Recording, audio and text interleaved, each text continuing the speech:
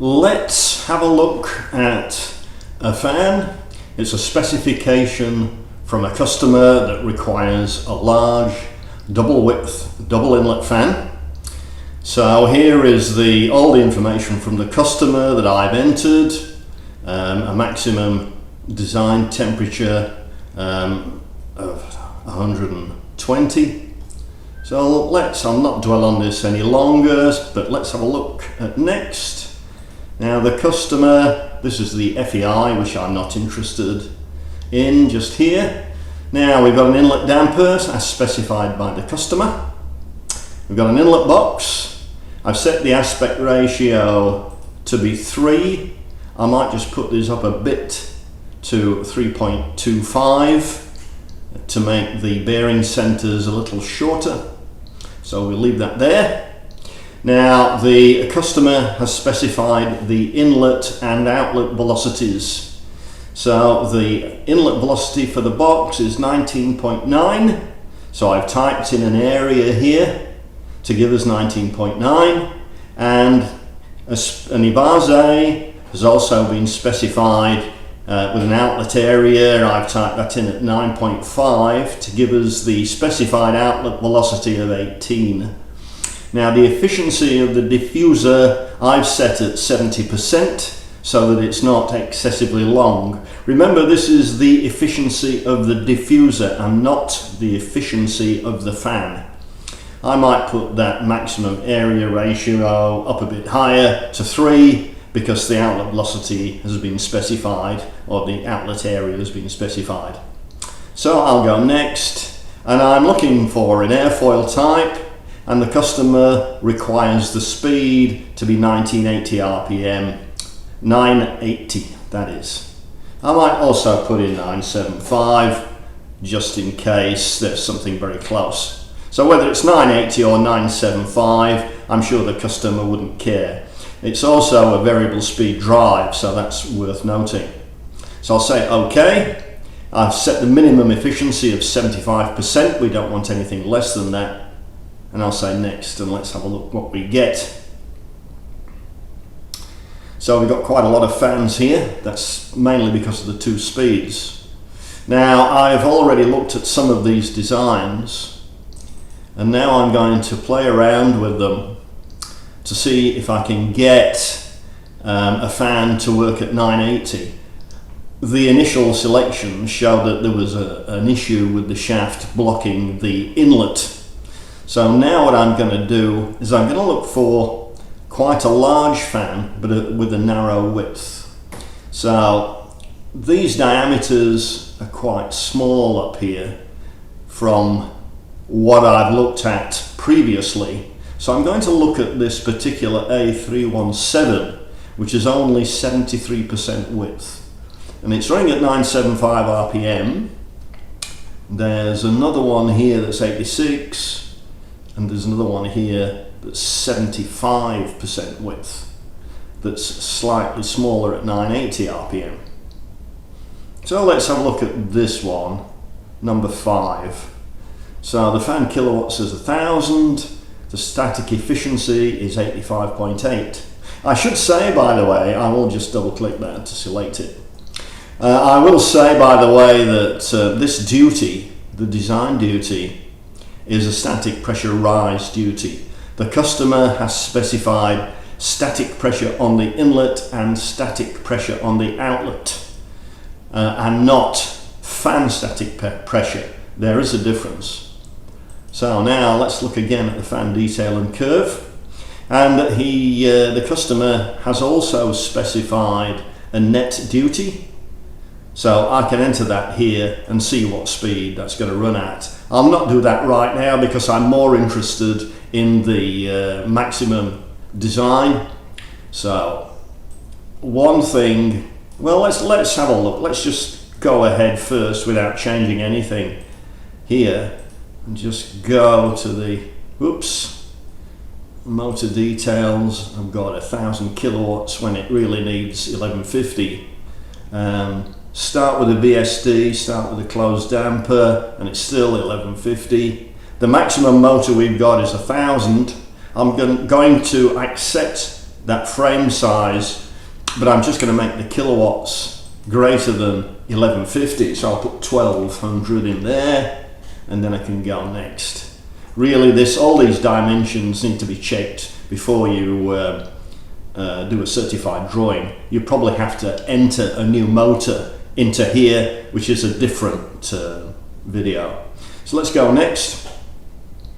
Now the customer has specified SQL996 or whatever it is, which is the same as Bisley 80 as regards its mechanical properties.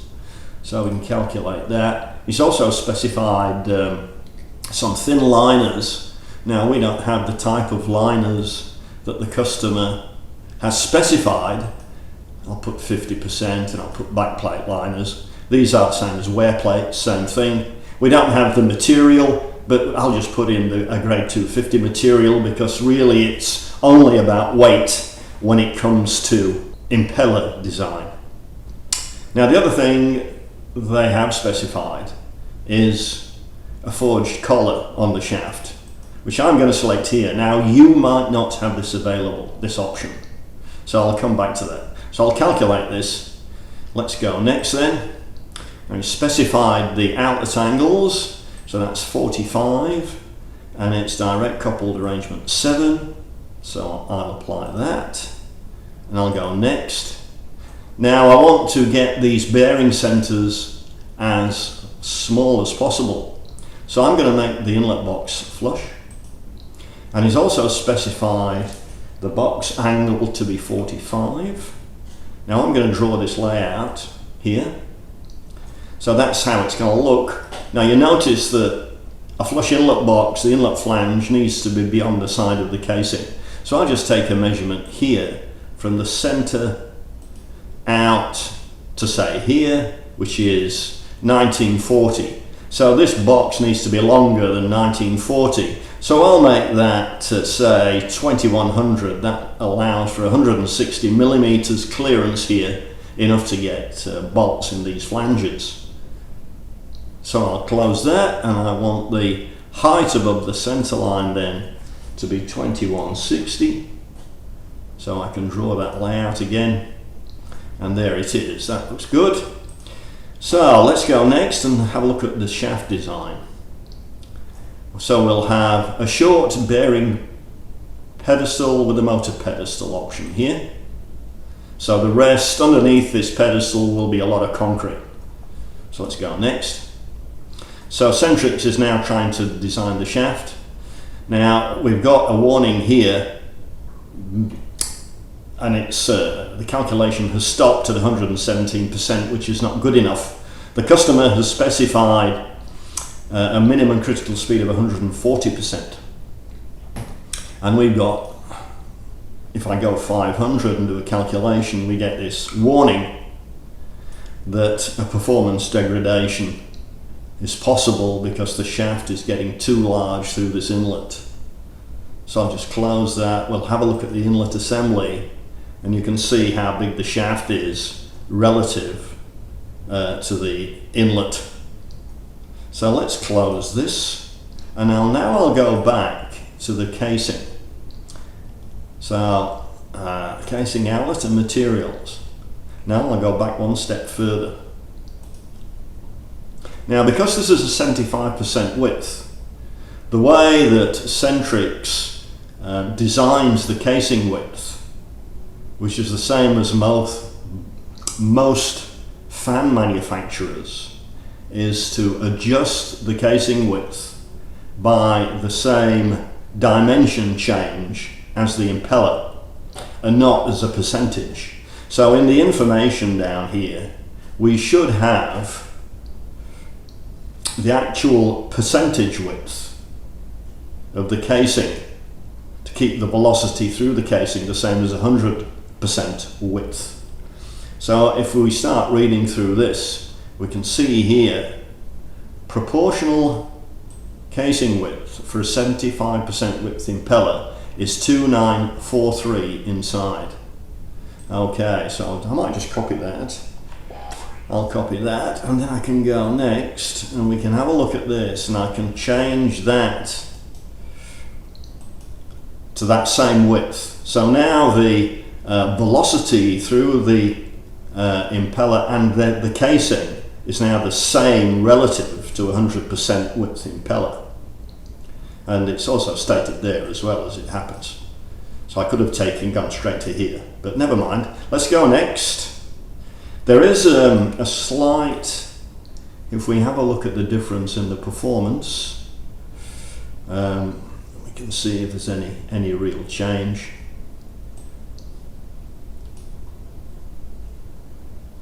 And doesn't seem to be any significant change, so let's go to next. And we can go now straight to the shaft design again. Let's have a look. Now we've got 150% with the 500. We know we can't go 500. Let's go back to 450. And now we're 132%. Now the customer has also specified oil lubricated bearings, so I can change those. Let's go bearing select. We've got oil, and we can accept those, apply those. So now we've got rid of those warnings, but we've still got this critical speed warning. So what can I do about that? Well, let's have a look at the inlet assembly first. So these bearings are now quite a long way out. So we may be able to just bring these bearings in a bit. We also look at the way the inlet cone has been squashed because we've got this reduced casing width. So we could probably change the diameter, this larger diameter of the inlet cone, to be more like round about there, say something like what does that say, 9. I'll just turn on the grips, Control G, click that, drag that up here, 979. So that's about 980 times 2, which is about, we could call it a meter, couldn't we? Call it nearly 2 meters. But let's have a look at the inlet box as well. Like inlet cone dimensions, then inlet cone large diameter will change to 2 meters.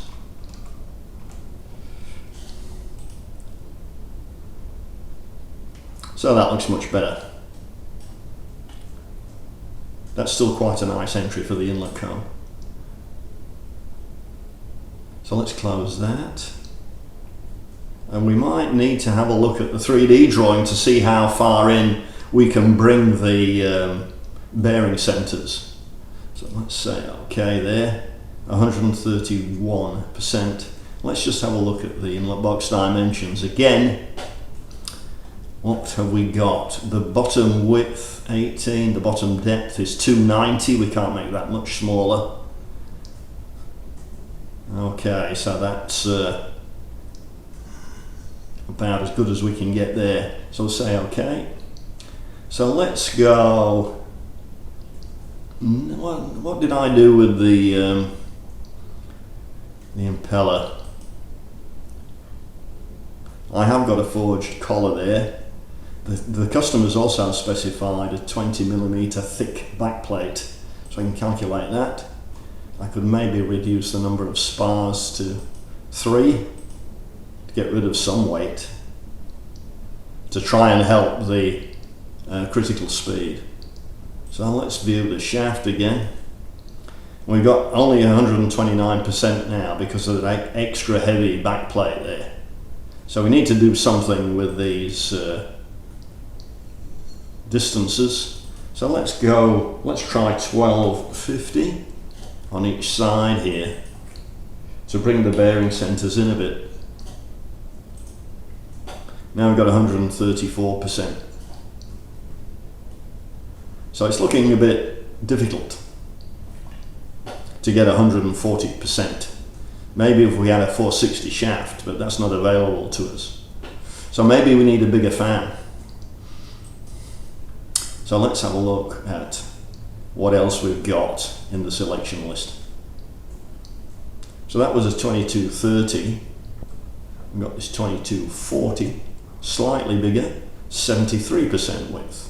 That's running at 975. Let's select that one. I'll go next. That's 2919.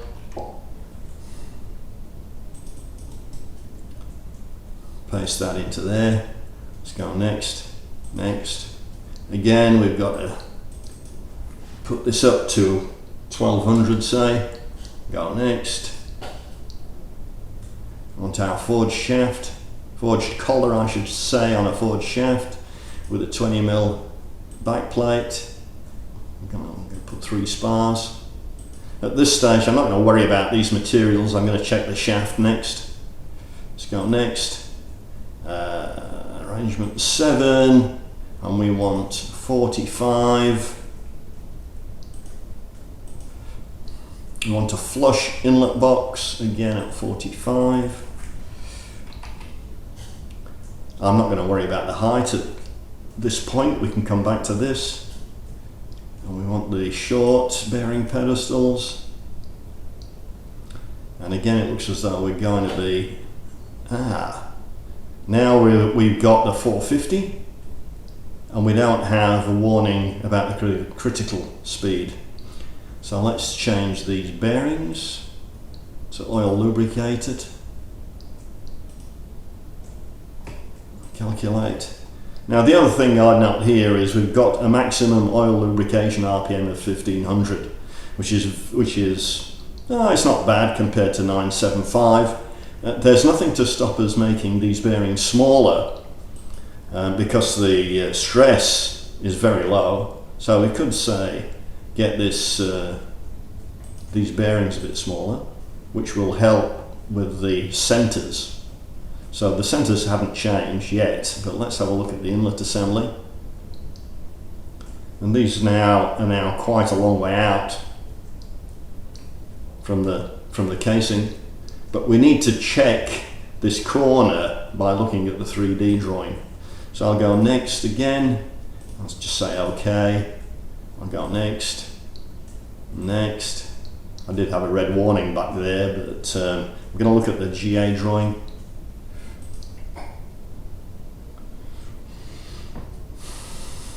Inspection door. I'll just put one here. Okay, so that's our GA drawing. So now I'm going to save this. I'm going to save the Centrix project here. And yeah, that will do. Save. So yes, it's okay to replace it. Now I'm going to have a look at the Centrix 3D. Just launch Centrix 3D. Now let's have a look at that.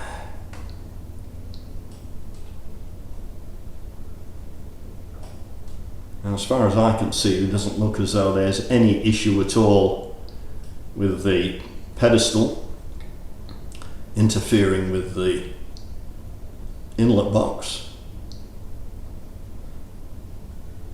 So it looks as though we could move that in quite a bit. We've got clearance there. So I'll just minimize the 3D. We'll close that.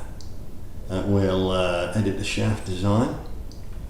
And we'll make this, say, 1200. I'll make this one 1200. Calculate it. Now that's met the criteria of 141%. So now we can go next. We can get rid of that 27. I'll make that 2500. We'll apply that. Next. Next. Drawings. GA drawing. Now let's see how that looks. I'll save the Centrix project. Overwrite the other one. Okay. I'll bring up the 3D. I'll refresh it. And we're still okay. We've still got plenty of room there. Around the inlet box, we'd have to be careful with stiffeners and things. But otherwise, it looks okay. And there's our rivase. Alright, so that's the design completed. So now I can change the final details. I can close that. Let's have a look at the impeller.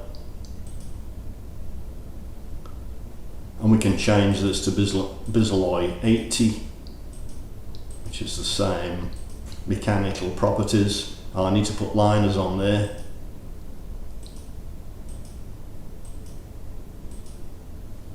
I'm just going to put the weight up a little bit. Let's just have a look at that shaft again.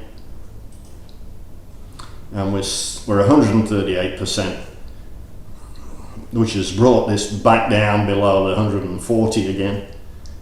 Let me just have a look at the impeller again. Is there anything we can do? 5mm is the minimum for this sort of material. We might be able to use a 6mm shroud. Let's just have a look at that. That'll have got us down a bit in weight, and it's thicker than the blades. So let's have a look now at the shaft. Now we've got 139. We can probably bring this in a little bit more to say 1150. Don't want to come in too much because we've got a... Okay, that's 143. So let's go next. That looks alright. Now I've just done a Control Q on the keyboard, and that's brought up the GA drawing for us quickly.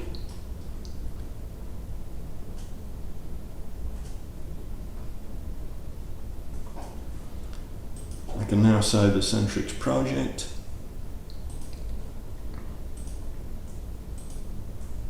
And I can refresh our 3D drawing to make sure that we're still clear.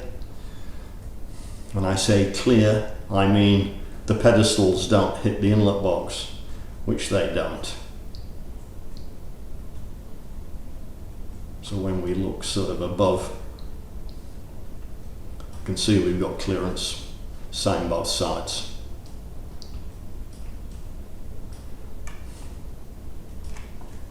All right.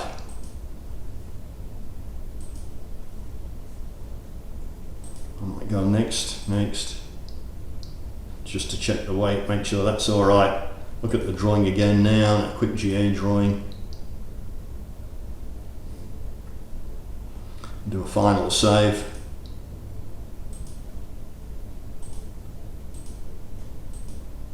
And again, just refresh this 3D drawing just to make sure we've got everything transferred properly to this 3D view.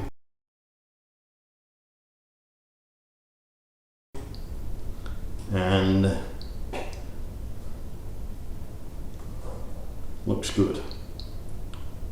Okay, that's it.